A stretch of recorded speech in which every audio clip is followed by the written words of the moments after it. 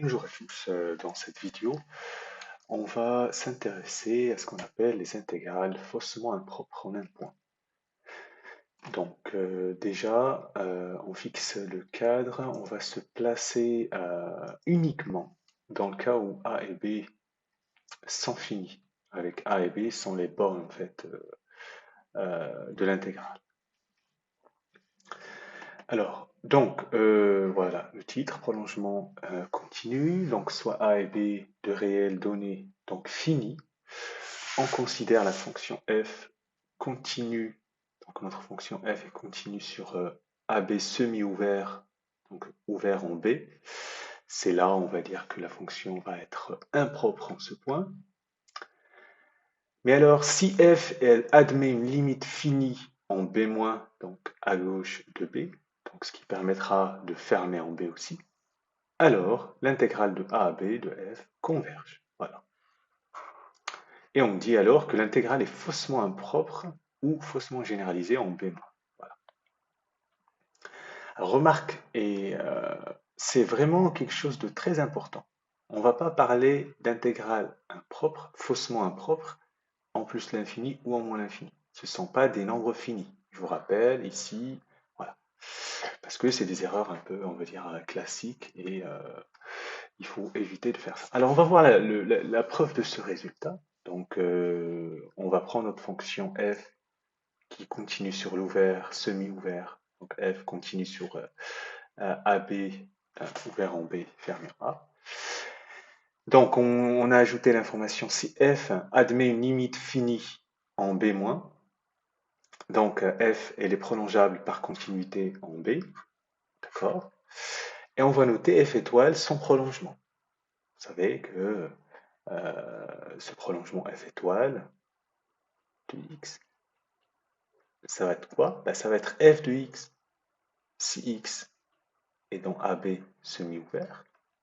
Et le point qui posait problème, on a trouvé que c'était, elle admet en fait, c'est la limite de f de x quand x tend vers b-. Si x, voilà, on va dire, ça tend vers b. Voilà, quoi.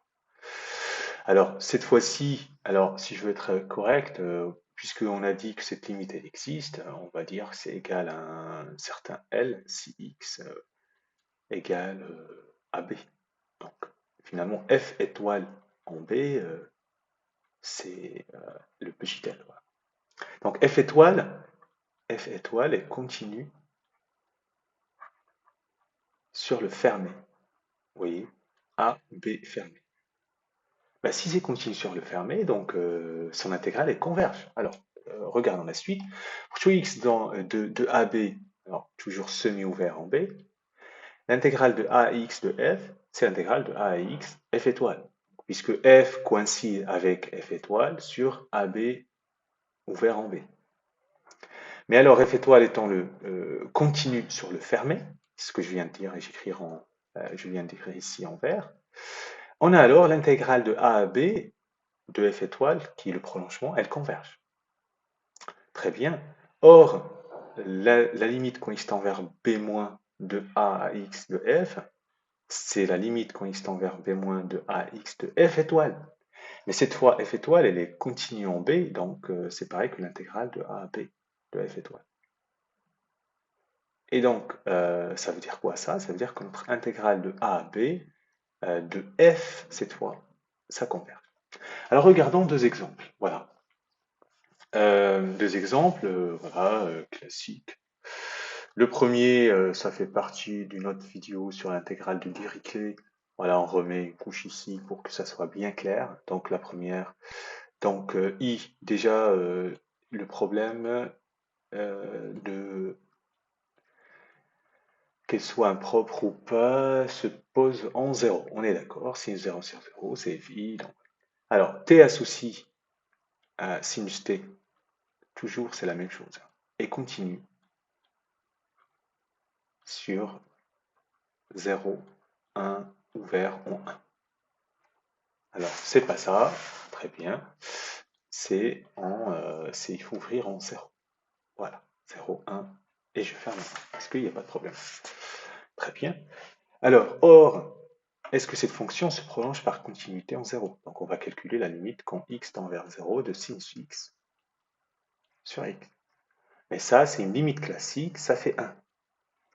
Donc, euh, t associe sinus t sur t se prolonge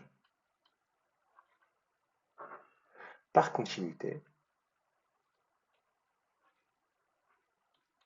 en 0. Et donc, t associe sinus t sur t, euh, cette fois-ci, alors, pas besoin de préciser, donc quoi? Et donc, euh, l'intégrale, donc i, et l'intégrale,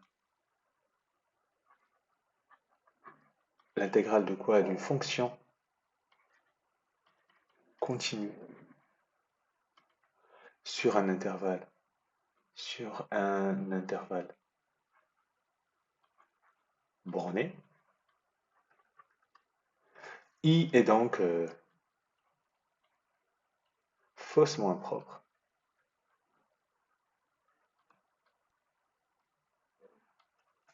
Et donc convergent. Vous voyez, c'est le fait que voilà que la limite, que la suite, enfin que la fonction admette une limite, en ce point-là, ça veut dire qu'elle se prolonge par continuité et que voilà, et donc l'intégrale elle est convergente, il n'y a pas de problème. Alors la deuxième intégrale, c'est l'intégrale, donc on va écrire la deuxième, donc j, c'est quoi? L'intégrale de 0 à 1, racine de 1 plus t moins et sur sinus t dt. Alors déjà, où se trouve le problème? On va dire que c'est en 0. Vous voyez, en 0, c'est racine de 1 plus 0, c'est racine de 1, c'est 1, moins exponentielle 0, c'est 1 moins 1, 0 sur 0, donc vous voyez.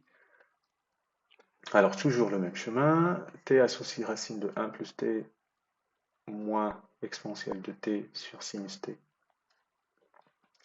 et continue sur le semi-ouvert 0, 1.